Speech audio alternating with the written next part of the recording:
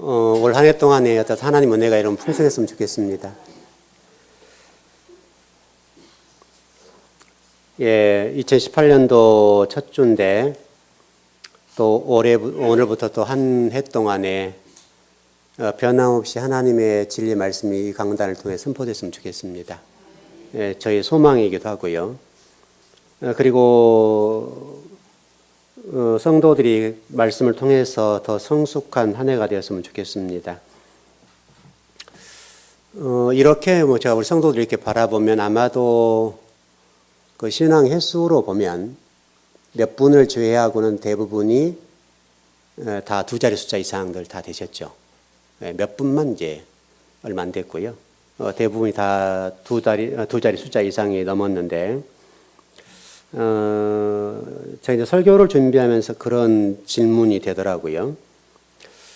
우리 성도들에게 아주 간단한 질문, 또 수천 번은 들었을 어떤 용어, 그런 거일 텐데 정확하게 답할 수 있을까? 그런 생각이 좀 들더라고요.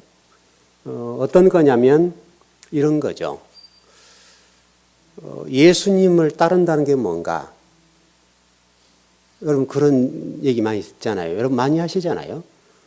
또 예수님을 따른다는 게 뭐며, 예수를 믿는다는 게 뭔가? 또 예수님을 따른다면 뭐를 따른다는 것인가? 여러분 질문이 가능하죠.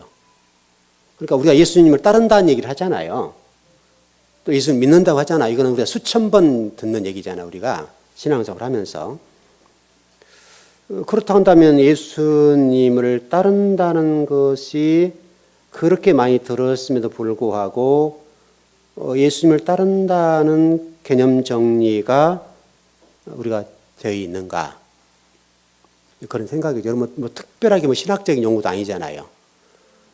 우리가 늘상 하는 얘기인데, 늘상 또 설교 가운데 듣는 얘기인데, 그렇다고 한다면 우리가 이 질문에 관해서 우리 스스로 성경적인 답을 잘 할 수 있을까? 여러분 제가 믿음이라는 것도 수없이 가르쳤잖아요. 가르쳤습니다만은 그런 좀 생각이 들어요. 여러분 한번 생각해 보자고요. 우리가 예수님을 따른다는 것이 뭐며, 뭐를 따라야 예수님을 따르는 것인가? 또 예수님 믿는다고 하는 것인데 뭐를 믿는다는 것인가? 우리 기독교 핵심 중에 핵심이잖아요, 여러분 이게. 근데 제가 2018년도 첫 주를 출발하면서 오늘 설교와도 관련되어 있어서 질문을 던진 건데요. 우리가 한번 이런 정리를 잘 하자고요. 잘 했으면 좋겠어요. 좀 정리를 해볼게요. 예수님을 믿는다는 말이나 따른다는 말이 뭐냐면, 우리의 자아가 죽고 예수 그리스도의 머리를 내 머리 바꾼다, 이런 얘기죠.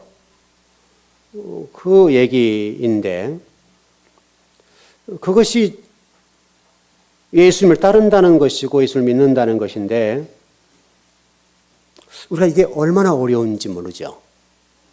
내 자아를 죽이고 예수님의 그리스도의 머리를 내 머리로 바꾸는 것, 이게 예수님 믿는다는 것과 따른다는 건데, 이것이 그렇게 만만하지가 않죠. 왜냐하면 우리의 자아가 끝까지 버티는 거죠. 안 죽으려고 하잖아요, 우리가. 아마도 우리 모두 이 문제로 말씀을 먹게 될 때마다 부딪히는 문제가 될 거고, 그건 모두에게 같지요. 근데 예수님께서는 이 공간복음에다가 이렇게 말씀을 많이 하셨어요. 우리 자신을 부인해라. 너 자신을 부인해라. 자기 부인에 관해서 한결같이 말씀하셨어요. 왜냐하면 이 문제는 중요한 문제니까.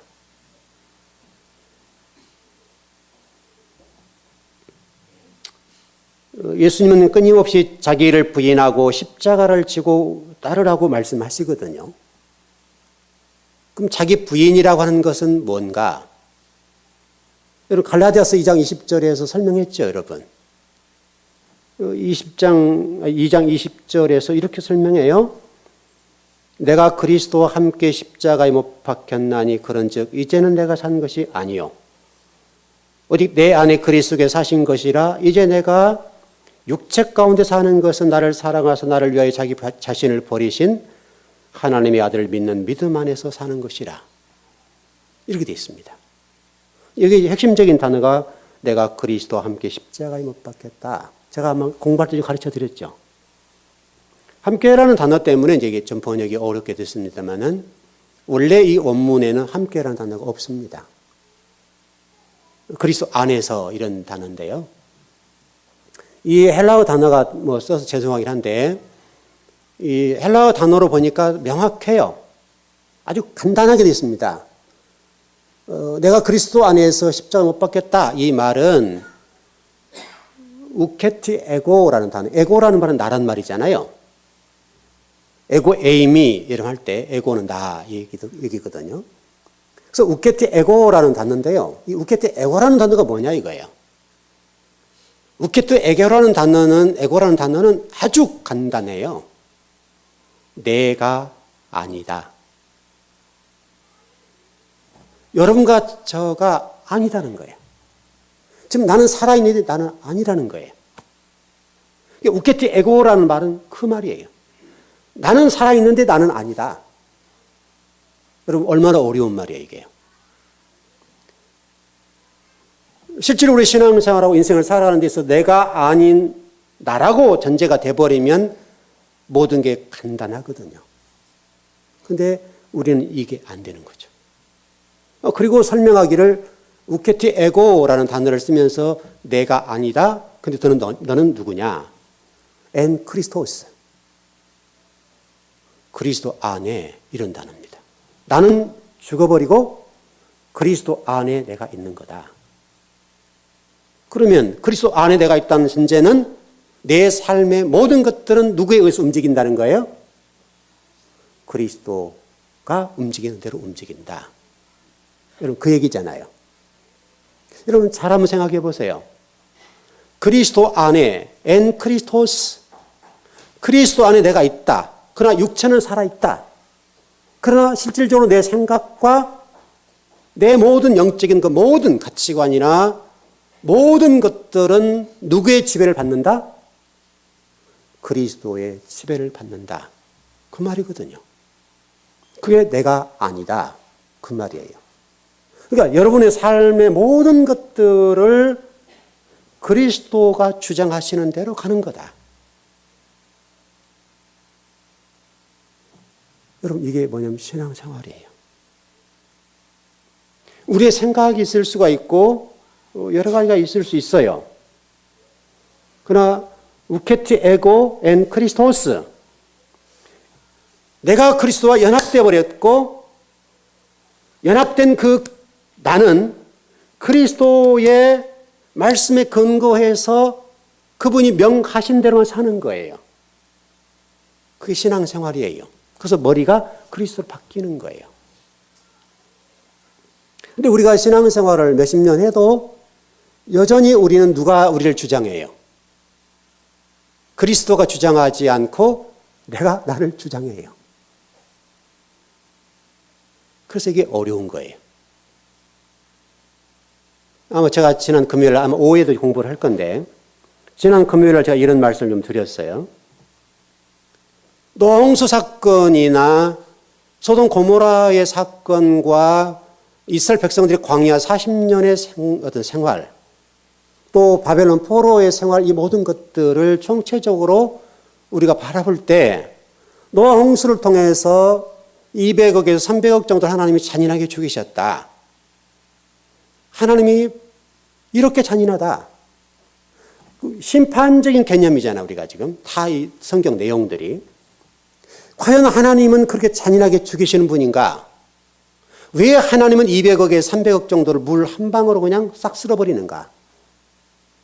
그리고 소돔 고모라에 18만 명의 사람들이 살았는데 그 18만 명의 사람들 가운데에 롯과 두 딸을 제외하고 나머지는 불로 심판해서 다 죽여버렸을까? 그리고 여러분 보시는 대로 사이라는 곳이 그곳이잖아요, 지금. 사이라는 거 하는 곳이 이 지중해 이 지표의 가장 낮은 곳이거든요. 왜? 불과 이왕이 떨어져 버렸으니까 그곳이 땅이 꺼져 버렸단 말이죠. 녹아버리죠, 땅이. 그 정도로 심판을 가한 거죠. 그래서 우리가 그 내용들을 볼 때 하나님의 심판은 무섭다. 이게 초점이거든요. 그런데 하나님은 그걸 통해서 그걸 말씀하시려고 하는 게 아니에요. 광야 40년 동안에 60만 대군들을 끌고 나오셔서 2명을 가나안 땅에 들여보내고 나머지 60만을 죽였거든요. 그러니까 우리는 그동안의 초점이 죽이는 데 초점이 있는 거예요. 하나님의 심판의 초점이 모아졌다 그 말이죠. 그런데 하나님 말씀하고 싶으신 것은 그 너머에 계세요. 우리는 거기까지만 보는 거죠. 하나님 무엇을 말씀하신가 하면 그 200억에 300억 가운데 내가 뽑아내니까 8명 남더라. 하나님의 참 성도들, 엔 그리스도, 우게테 에고, 내가 아니다. 그리고 그리스도 안에 거하는 사람들이 8명밖에 안 되더라. 그리고 60만 대군 가운데에 딱 2명밖에 엔 크리스토스, 그리스도 안에 존재하는 자들이 그것밖에 안 된다. 18만 명 다 내가 죽였는데 그 가운데 뽑아내니까 쉽게 설명해서 우리가 교회를 타작마당이라고 그러잖아요. 알고가 쭉정이를 나눈다고 그랬단 말이죠. 그러니까 알고가 쭉정이를 나눠놓고 보니까 롯과 두 딸밖에 없더라. 그럼 너희들은 어떻게 신앙생활 할래? 하나님의 질문은 지금 거기에 있는 거죠, 여러분. 죽이는 데 목적이 있는 것이 아니라 우리들에게 지금 말씀한 게 뭐냐면 그렇다면 너희들은 지금 그 8명과 3명과 2명 바벨론 포로에서 수많은 사람들이 끌려가고 또 과정 속에 거부해서 하나님이 3분의 1씩 3분의 1씩 칼과 기근과 전쟁을 통해서 연병을 통해서 찾아가서 죽이셨는데 그 죽이는 데 목적이 있는 것이 아니라 그들을 어떤 바벨론 포로로 보내놓고 그 가운데 성전의 중요성과 예배의 중요성과 진리를 우리가 먹는다는 것이 얼마나 중요한지를 70년 동안 뼈저리게 깨닫게 만들었단 말이죠. 그렇다면 그 내용들을 통해서 우리에게 하나님 물어보시는 거예요. 너희들은 과연 어디 속해 있니? 그 심판당에 죽었던 그 사람들이니 아니면 그 많은 사람들 가운데도 그 가운데 하나님을 섬기는 엔 그리스도 안에 존재하는 자들이 있었는데 너희들은 거기에 속하니 내가 너희들이 변하는 것은 그 안에 속하기를 원한다. 그거를 말씀하신다는 거예요, 여러분. 왜냐하면 지금 우리 한국 교회 안에도 얼마나 많은 크리스찬이 있고 전 세계적으로 20억 정도의 성도가 존재해요. 20억이라는 성도가 존재하는데 그 20억을 가지고 하나님께 광야를 끌고 나갔다고 전제해 보자고요. 20억 명을 광야를 끌고 나가셔서 말씀 먹이고 만나 메추라를 먹였다 이거예요. 그런데 그 가운데 정말 진리를 따르고 엔 그리스도 하나님 안에 거하는 존재들을 불러내서 보니까 하나님 볼 때는 이렇게밖에 안 되더라는 거예요.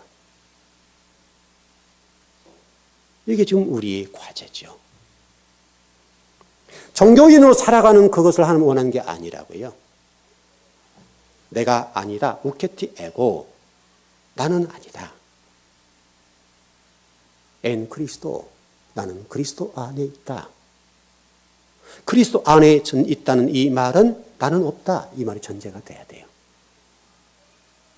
여러분 우리가 살아있기 때문에 우리가 펄펄 뛰잖아요.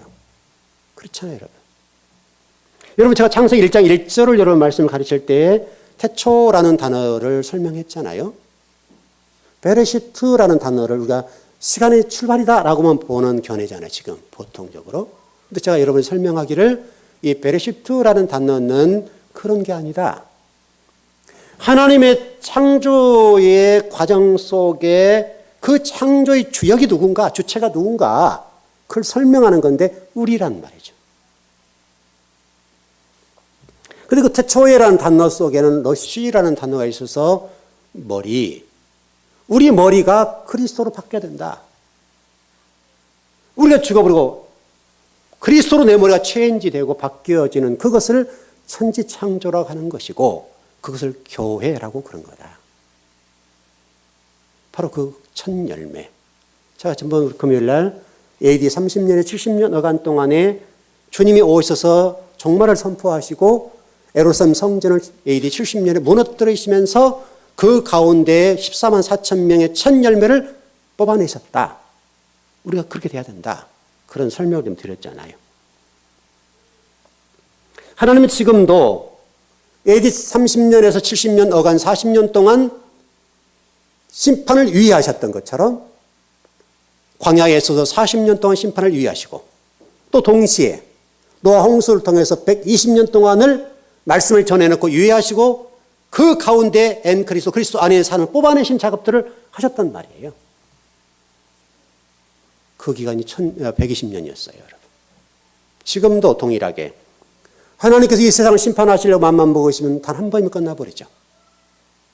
그런데 놀라운 사실은 그것을 유예하고 계신다. 하나님이 여러분 간단하잖아요, 여러분 심판하는 거. 불심판을 통해서 마지막은 하신다고 했기 때문에 언젠가는 불심판하실 것인데 이 불심판이라고 하는 게 뭐냐면 하나님의 말씀이다. 그러겠죠.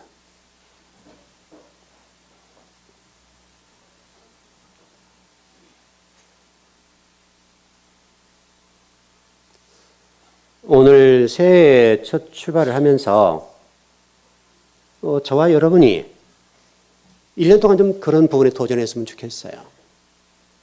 나는 죽자. 그리고 그리스도 안에 나는 존재한 자다. 이거를 절대적으로 잊지 않았으면 좋겠어요.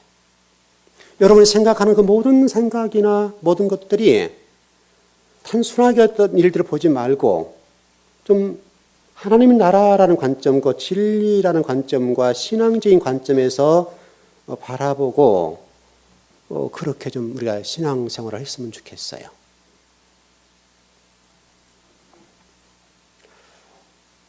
여러분 우리 교회 주보 제일 끝부분을 한번 이런 봐보세요. 제일 끝장을 봐보세요. 이렇게 뒤에 제 그림이 좀 나와 있는 그림 있죠. 사진이 나와 있는. 우리 교회를 설명해 놨어요. 여러분 잘 보셔야 돼요. 우리 교회가 어떤 교회인가를 설명해 놨는데 즐거운 교회는 첫 번째 교회의 예배. 이렇게 출발하죠. 우리 교회는 예배의 목숨을 거는 교회입니다. 이것이 우리 교회예요. 여기에 우리가 어떤 지향점을 가지고 교회 갈 건지를 다 설명해 놨어요. 우리 성도들이 어떤 예배를 지향할 것이냐의 문제에 따라서 우리 미래는 결정될 거예요. 여러분 역사적으로 이스라엘 백성들이 성경 속에서 설명할 때에 이스라엘 백성들이 어떻게 했을 때 어떻게 됐고 어떻게 했을 때 어떻게 됐다는 설명해 놨잖아요, 여러분. 이스라엘 백성들이 흥망성쇠를 우리가 보고 있는 거잖아요. 이스라엘 백성들이 역사 속에서 성경에 기록된 대로 저들이 이렇게 살 때는 이렇게 하셨고 저렇게 살면 저렇게 했다라고 하는 것이 성경에 기록된 내용이잖아요. 역사적인 사건이니까. 이게 분명한 사실은 이스라엘 백성들이 하나님 중심적인 예배를 드릴 때는 이스라엘 백성이 흥했다 이 말이죠. 그러니까 놀랍도록 이스라엘 백성들이 진리를 떠나고 하나님을 떠날 때는 망했다는 것이죠. 성경이 그걸 설명하잖아요. 사람 중심적인 예배를 드릴 때마다 이스라엘은 어려움을 겪었어요. 제가 지난 2017년도 마지막 주일 예배를 가인의 예배에 대해 설명드렸죠, 여러분. 그 가인의 예배의 특징이 뭡니까, 여러분?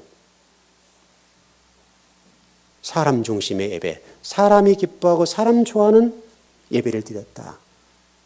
이 가인이라는 목회자가 그렇게 교회를 섬기게 되더라. 그래서 가인과 아빌이라는 두 목회자를 대비시켜서 앞으로 교회들이 이렇게 갈 것이다. 이런 설명을 해놨단 말이죠. 놀랍도록 지금 현재 우리를 지배하고 있는 예배는 가인의 예배가 대부분 지배를 하는 거예요. 또 우리 신앙생활 자체도 가인의 예배를 추종해요. 우리가 이 역사적인 교훈과 역사를 통해 들려주시는 하나님의 메시지를 우리가 외면하게 된다고 한다면 이 수천년 역사를 통해서 말씀하시고 천둥 번개와 같이 들려주시는 그 음성이 우리에겐 아무 소용 없을 수 있겠죠. 여전히 그 대가를 지불하면서 걸어가게 될 거라 이 말이죠. 바라기는 2018년도를 출발하는 이 첫 주에 오늘 우리가 공부하게 되는 아벨의 제사처럼 하나님 중심적인 예배를 드렸으면 좋겠습니다. 여러분 살 길이니까요. 죽음의 길은 간단해요. 가인처럼 가면 돼요. 여러분이 살고 싶으시면 또 하나님의 은혜와 하나님의 인도하심을 받고 싶으시면 아벨처럼 드리면 돼요. 여러분 아벨 예배의 핵심이 뭡니까 여러분? 아벨이 예배를 드릴 때에 양의 첫 새끼를 드렸다. 여러분 그렇게 돼 있잖아요. 그래서 우리가 많은 주석가들이 이걸 해석할 때에 아벨이라는 사람은 많은 짐승 가운데 그 가장 귀한 첫 새끼를 드려서 피해 제사를 드려서 하나님이 기뻐하셨다. 이렇게 해석을 하죠. 여러분 그 내용은 물론 그런 부분이 있겠지만은 아벨의 제사의 핵심은 바로 그 어린 양이 예수와 예수님이시라는 거예요. 예수님이 죽으심을 설명했다는 거예요. 또 우리의 죽음을 설명하고 있고 그 예수 그리스도가 그 아벨의 제사에 있었다는 거잖아요. 그래서 여기서 지금 단순하게 우리가 생각하는 양의 첫 새끼가 아니라 예수님을 드린 것이고 그 예수님 말씀일 것이고 또 기름을 드렸다라고 되어 있기 때문에 성령, 우리가 요한복음 4장에 뭐라고 되어 있습니까? 영과 진리로 예배를 드려야 된다. 그렇게 되어 있지 않습니까 여러분? 여러분 창세기 4장 4절을 한번 보십시오. 한번 보십시다. 아주 중요한 본문이에요.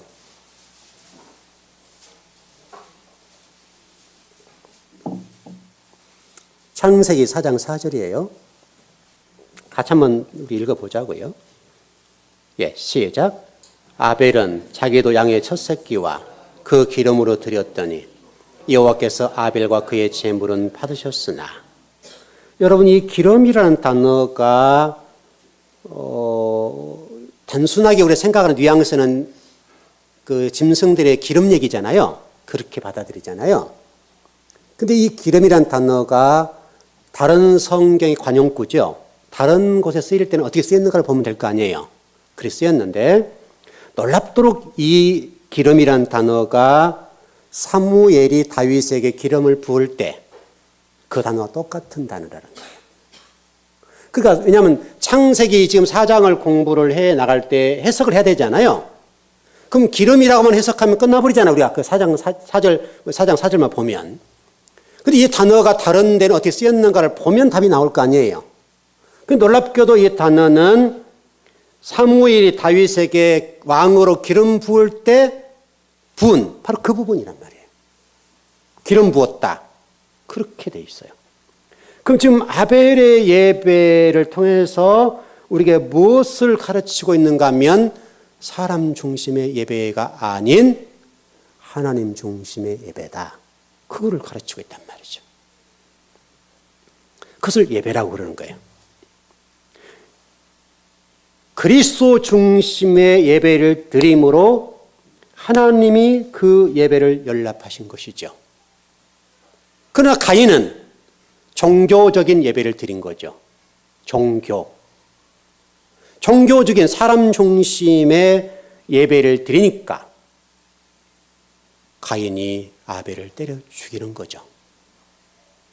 그 신약시대로 넘어가서 보게 되면 바로 종교 중심의 예배의 특징이 등장하는데 대제사장과 서기관과 바리새인과 사두개인들이 예수 그리스도를 골고다 언덕에 세워놓고 때려 죽이는 것이죠. 똑같잖아요, 여러분. 그러니까 이 가인의 예배는 신약시대의 대제사장과 서기관과 바리새인과 유대인들, 종교 지도자들, 그 종교 지도자들이 예수 그리스도를 골고다 언덕에 십자가에 못 박혀 죽이는 거예요. 똑같다고요, 여러분.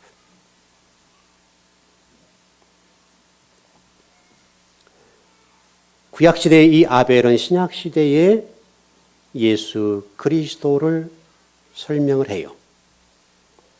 여러분 성경을 한번 이렇게 쳐다보자고요. 여러분 가인이 이제 아벨을 쳐 죽이고, 그리고 여러분 성경이 어떻게 됩니까? 가인이 유리방어하게 되었다. 여러분 이렇게 돼 있잖아요, 여러분. 그런데 성경에 관해서 성경이 뭐라고 설명하는, 가인이 두려움이 있었어요. 두려움이 있어서 혹시라도 사람들이 나를 때려 죽일까 봐, 이런 개념이잖아요. 우리가 성경을 읽을 때 잘 보셔야 되는데, 과연 가인이 사람들에게 때려 죽임을 당할 수 있을까? 한번 이렇게 추론을 해보자고요. 왜 그러냐면 그동안에 가인의 덕을 보지 않는 사람이 없었을 거라고요. 그렇죠, 여러분.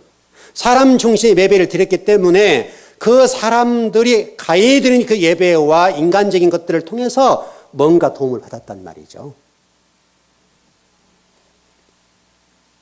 그래서 결국은 우리가 성경을 볼 때 이 어떤 겉모습만 보게 되면 이 가인이 유리방황자로 등장하게 되고, 성경을 보니까 가인이 많은 사람 맞아 죽게 될 상황이었네. 하나님이 표 하나 줬다는 거잖아요.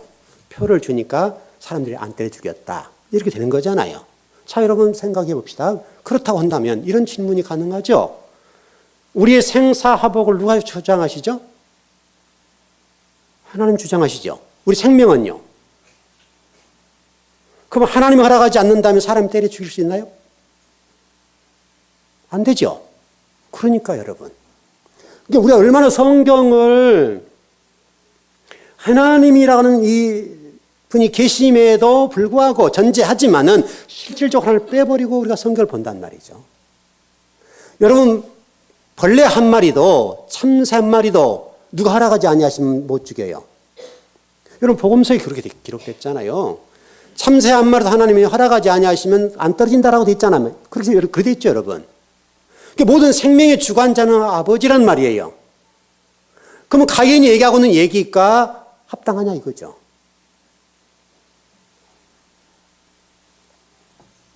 여러분 제가 이런 얘기를 전번에 드렸잖아요. 아담과 하와를 에덴 동산에 쫓아내버렸다. 이걸 설명을 드렸죠. 우리가 그동안에는 이걸 심판이라는 관점으로 본 거죠. 제가 여러분을 해석할 때 이렇게 풀어드렸잖아요. 아담과 하와가 쫓겨났다는 말은 심판적인 개념이 아닐 것이다. 만일 그 아담이 심판적인 개념으로 접근해버리면 우리가 어떻게 되는 거예요? 그 아담이 누구라고 그랬어요, 여러분? 여러분, 우리가 이제 혼돈이 막 오는 건데 그 아담을 우리는 그 태초에 있었던 그 아담으로만 본단 말이죠. 놀랍게도 그 아담이라는 사람은 우리 얘기예요, 우리. 나와, 저와 여러분이란 말이죠. 왜? 그 아담이라는 단어 자체가 인류란 말이거든요. 하나님의 첫 번째 주신 생명의 그 아담이 아니란 말이에요. 5장에 나와 있는 아담이 아니란 말이에요.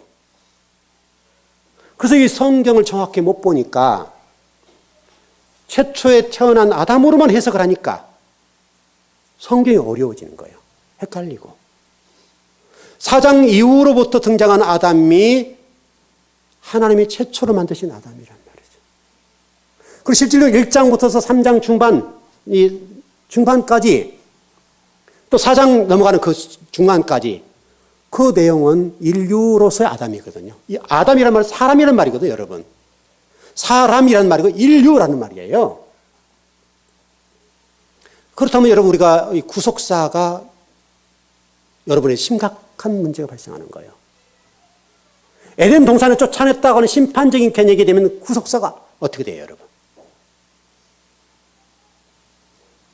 예수 그리스도 십자가 죽으심, 하나님이 심판했는데 또 구속사의 문제가 발생하게 되는 거잖아요. 그러니까 이것을 그렇게 해석해 왔기 때문에 성경이 풀리질 않는 거예요. 그 아담은 인류로서 우리가 포함된 사람이란 말이죠. 그런데 만약 우리가 비진리에 있었던 사람들을, 비진리 얘기잖아요, 지금 에덴 동산 얘기가. 그때는 비가 오지 않고 경작할 사람이 없었다는 얘기는 하늘 말씀이 내려오지 않았단 말이에요, 지금 전제가. 곧 그 얘기는 무슨 에덴 동산이 비진리화되어 있다, 이 말이죠. 지금 혼돈과 공허와 흑암 가운데 있는 상태잖아요, 여러분. 바로 그 아담이 비록 선악제식을 따먹었습니다마는 하나님은 그것을 심판으로 연결하지 아니하시고 아담과 하와를 쫓아냈다가 아니라 하나님이 해방시켜 주셨다. 그래서 원문의 해석을 보게 되면 단어 뜻이 여러 개란 말이죠. 우리는 하나만 취해버린 거죠. 구속사적인 관점에서. 왜냐하면 그렇게 할 수밖에 없었던 이유가 아담이란 그 아담이 해결이 안 되니까. 그 아담이 누군지를 모르기 때문에 그렇게밖에 풀지 못한 거죠. 그럼 놀랍도록 그 아담은 우리인데 비진리했던 우리들을 출애굽시키는 것처럼 출에덴을 시켜서 진리가 있는 곳으로 끌고 가신 것이 쫓아냈다는 말이에요. 그것을 원문에 보게 되면 해방하다, 구원하다, 그런 뜻을 가지고 있단 말이죠, 여러분. 그래 여러분, 저와 여러분의 구속사가 형성이 되는 거죠. 그렇지 않으면 우리가 구속사 속에 들어갈 수가 없어요. 여러분, 쫓아내는 순간이 심판이잖아요, 여러분. 그럼 실질적으로 여러분, 그 쫓아냈다는 말은 비진리가 있는 곳으로부터 진리가 있는 것을 하나님 끄집어내시는 거예요. 출애굽과 똑같은 상황이라고요. 이스라엘 백성을 애굽에서 끄집어낸 것은 그들의 비진리 속에 있었던 애굽의 삶에서 진리가 있는 광야로 끄집어내신 거잖아요. 그리고 가나안 땅으로 끌고 가서 하나님 나라를 세웠다, 이 말이잖아요. 그럼 일관성이 연결되는 거죠.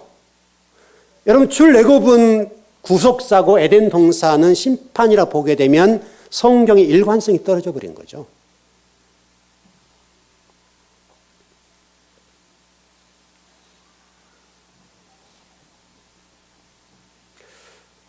창세기 4장 12절의 말씀을 여러분 한번 찾아보세요. 제가 읽어드릴 테니까. 내가 밭을 갈아도 땅이 다시는 그 효력을 내게 주지 아니할 것이요. 너는 땅에서 피하며 요리하는 자가 되리라. 이 문제가 상당히 심각하죠. 해석의 문제죠. 여러분 여기서 밭이라는 말은 밭을 갈아도 할 때 밭이란 말은 어떤 표현이냐면 아담아, 흙이란 말이에요. 흙. 아담아, 우리 재료잖아요. 가라도라는 단어는 아바드, 예배라는 말이에요. 경배하다, 예배하다, 찬양하다, 그런 뜻이에요. 무슨 얘기냐면 가인이 아무리 밭을 가고 농사를 짓고 사업을 하고 뭐 직장 생활하고 자식에게 투자를 해도 어떻게 한다는 하나님께서 어떻게 하시겠다는 거예요.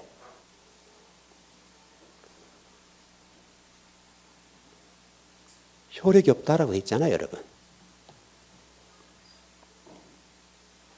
거기에는 하나님의 은혜와 복이 없고 결실이 없다, 그런 말이죠.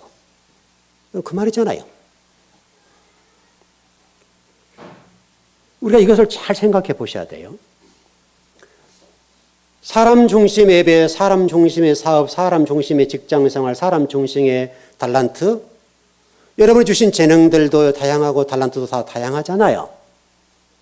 다 다양한데 그것이 만일에 사람 중심의 달란트로 활용이 된다면 거기에는 흥하지 않는다, 그 말이거든요. 여러분이 주신 다양한 달란트들이 그리스도 안에서 그분을 경배하는 쪽으로 쓰이게 되면 그것은 흥하게 될 것이다, 그 말씀이죠, 여러분.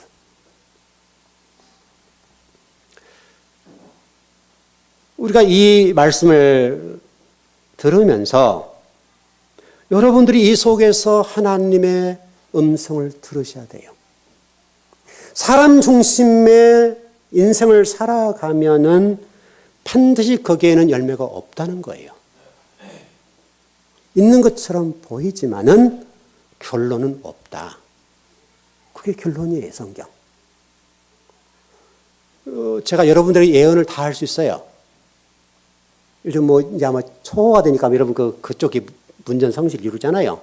정치인들도 이제 또 뭐 지방선거가 있으니까 여러분 되겠습니까? 안 돼서 머리 뒤물고 또 보기도 하고, 또 가운데 안 믿는 사람도 가기도 하고 또 성도들도 가요.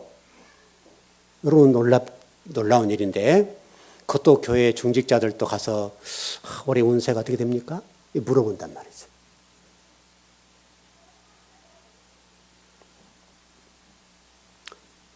저는 여러분에게 예언할 수 있어요. 그 정도는 저도 해요. 여러분의 삶을 보면 여러분 미래는 보여요. 제가 영통하고 특출해서가 아니라 보면 보이죠, 그거는. 여러분이 말씀 중심으로 사느냐, 사람 중심으로, 인간 중심으로 사느냐, 보고는 답이 나오는 거예요. 여러분, 제가 특별하게 영적인 영통함이 없다 하더라도 답이 나와요.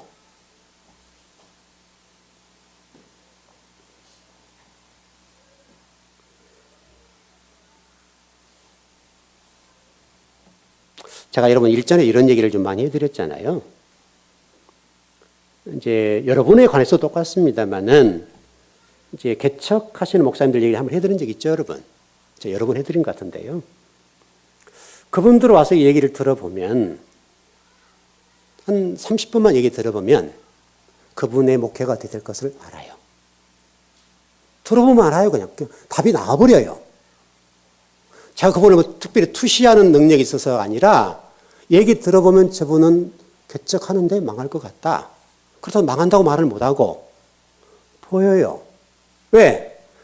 그분이 개척을 하는 자세를 보면 그 자세에 신앙이 묻어 있는 거잖아요. 어떤 신앙을 추구한 거를 볼 수가 있으니까 그분 예비 좀만 한 30분만 들어보면 아, 이분은 문 닫겠구나. 저분은 그래도 잘 버티겠구나.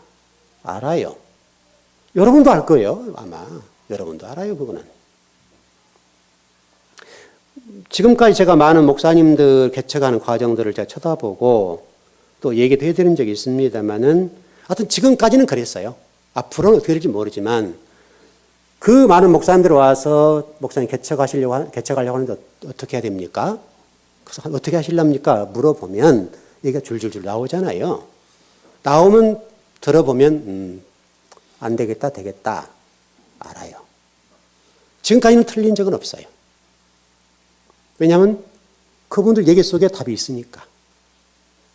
그러니까 여러분의 삶도 똑같단 말이죠. 우리의 삶이 비록 힘들고 어렵더라도 말씀 중심으로 걸어가는 사람, 성도들과 인본주의적이고 가인처럼 가는 사람들의 신앙관과 철학을 들어보면 저분의 미래는 어떻게 되겠다. 저만 쳐도 점이 쳐져요. 보여요, 그게. 여러분들도 들어보면 알아요, 그거는요. 정말 말씀 중심으로 걸어가고 어렵지만 진리 중심으로 걸어가는 분들을 보면 미래가 보인단 말이죠.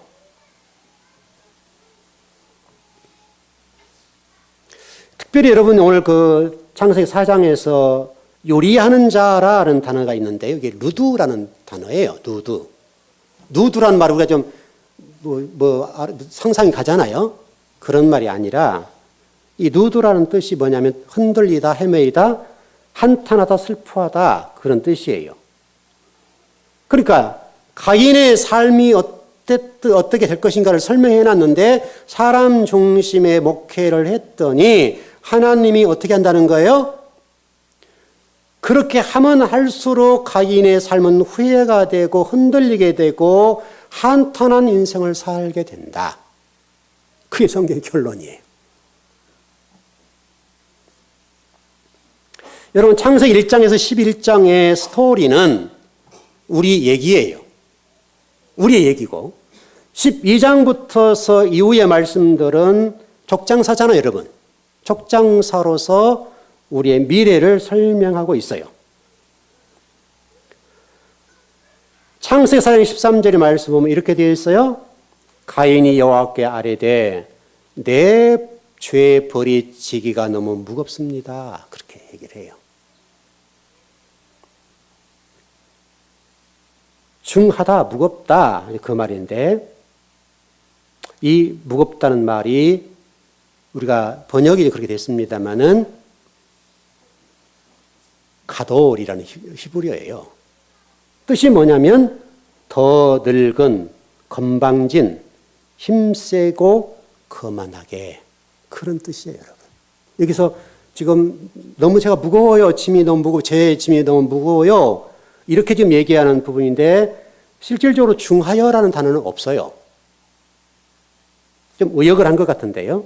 그 단어는 없어요. 그러니까 무슨 얘기냐면 가인이 하나님께 지금 뭐라고 했는가 하면 매우 건방지게 매우 고상하게 얘기를 했다는 거예요. 아온이라는 히브리어인데요. 아온 나사 그렇게 되어 있습니다. 무슨 얘기냐면 내 죄가 너무 중하여서가 아니라 내 죄가 너무 고상합니다. 그렇게 했다는 거예요, 여러분.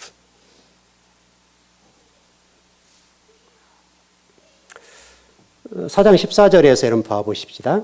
주께서 오늘 이 지면에서 나를 쫓아내시온즉 내가 주의 낯을 배웁지 못하리니 내가 땅에서 피하며 유리하는 자가 될 것이라 무릇 나를 만지는 자마다 나를 죽이겠나이다. 가인이 하고 있는 얘기죠. 쫓아내시온즉 이란 단어는 전번에 아담에게 쓰였던 똑같은 단어예요. 아담과 하와에는 쫓아냈다는 개념이 구원이라고 그랬죠. 해방이라고 그랬죠. 근데 놀랍게도 이 가라시라는 단어인데 이 가라시라는 단어가 똑같은 단어예요. 아담에게도 똑같이 기록됐어요. 근데 여기서 쓰이는 이 가라시는 뜻이 달라요. 이혼하다. 하나님이 아담과 하와에게는 해방을 주셨는데 가인에게는 이혼 청구를 하셨다 이거죠. 오늘부터 이혼이다. 그렇게 말씀하신다.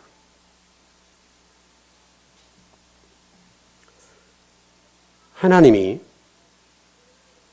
가인에게 지금 말씀하실 때에 이혼을 결정하시고 너와 나는 끝났다.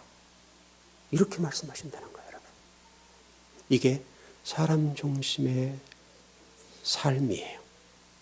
하나님이 이혼을 청구하신다. 그게 사람 중심이에요.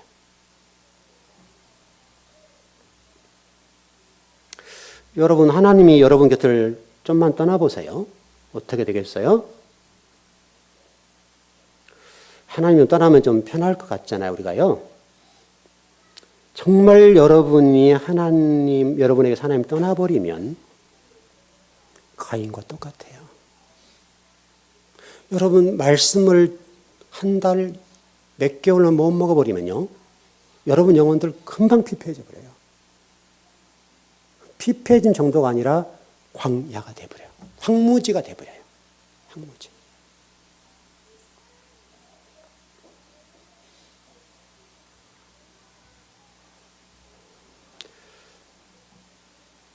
하나님이 오늘 가인에게 말씀하셔요. 이놈아, 네가 그렇게 살아서 나는 너에게 이혼 청구를 하는 거다. 그렇게 말씀하십니다. 그런데 하나님은 사랑이시기 때문에 놀랍도록 이혼을 하시고 한 번 기회를 주세요. 만나는 자라는 단어가 맞자라는 단어인데 이 단어가 하나님께서 가인에게 한 번 더 기회를 주시는 단어예요. 나오다, 나타나다, 존재하다, 소유하다, 발견하다, 획득하다, 발생하다, 만나다. 이런 뜻이에요. 네가 다시 돌아오면 이란 전제잖아요. 네가 돌아오면 이혼은 회복된다. 여러분, 근데 돌아왔을까요?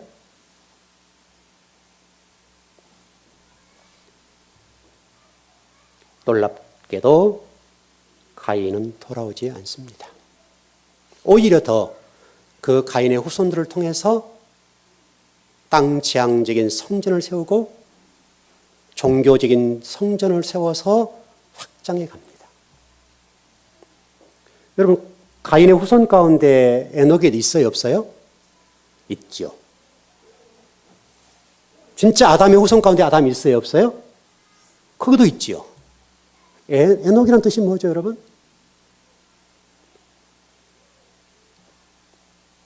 에녹이란 뜻은 하나님께 봉헌된 자란 말이잖아요. 함께에게 봉헌됐다 그런 말인데요. 이게 굉장히 중요한 거예요. 이 두 계보의 문제를 다루는데요. 좀 정리를 해야 할 것 같습니다. 아담의 이 하늘 족보를 통해서 에녹이 나왔는데 이 에녹이라고 하는 것과 가인의 이 에녹은 전혀 달라요. 아담의 후손으로서 하늘 족보로서의 아담 후손들은 종교, 다시 말하면 복음의 전문가가 됐다고 한다면 가인의 후손의 에녹은 종교의 전문가가 됐다고요. 말 뉘앙스 그렇게 차이가 안 느낄지 모르겠지만 복음의 전문가가 된 후손들과 종교 전문가가 된 후손들은 달라요. 여러분 종교 전문가는 많아요. 그게 가인의 길이에요, 여러분. 그러나 창세기 5장에 나오는 에녹은 복음의 전문가가 됐다. 그러나 가인의 후손들은 에녹을 낳아서 종교 전문가로서 멋들어지게 교회를 세웠다고. 여러분 가인의 후손들의 4대만 흘러보세요.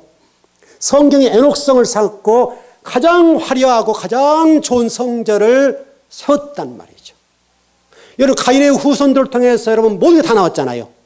문화와 종교, 음악 모든 것들이 그 후손들 다 나왔는데 그 에녹성에 다 집어넣었어요. 가장 화려하고 가장 좋은 교회를 세워서 가장 좋은 악기와 찬양단과 모든 기회가 다 동원되어서 가인의 후손들이 예배를 드려요. 종교 전문가 집단이 되었어요. 하나님은 오늘 우리들에게 새해 첫 해를 첫 주 맞이해서 우리들에게 하나님이 간곡하게 부탁을 하는 거예요. 너희들 모두는 복음의 전문가가 되라. 가인의 후손들처럼 종교 전문가가 되면 그 길은 망하는 길이다. 이렇게 말씀하세요, 여러분. 역사가 증명하고 가인의 후손을 통해서 우리 증명하고 지금까지도 그 가인의 후손들이 어떻게 합니까, 여러분? 끊임없이 복음에 관련된 내용들의 반기를 드는 그런 후손들이 되어 있잖아요, 여러분. 끝까지 그렇게 갈 거예요. 오늘 우리가 새해 첫 주 말씀을 받으면서 예배드리는 저와 여러분 모두가 진리를 붙잡았으면 좋겠습니다. 우케티 에고 나는 내가 아니다. 엔 크리스토스 나는 그리스도 안에 존재한다. 이것을 잊지 않았으면 좋겠습니다. 그 복이 여러분을 지배하시길 바랍니다. 기도하겠습니다.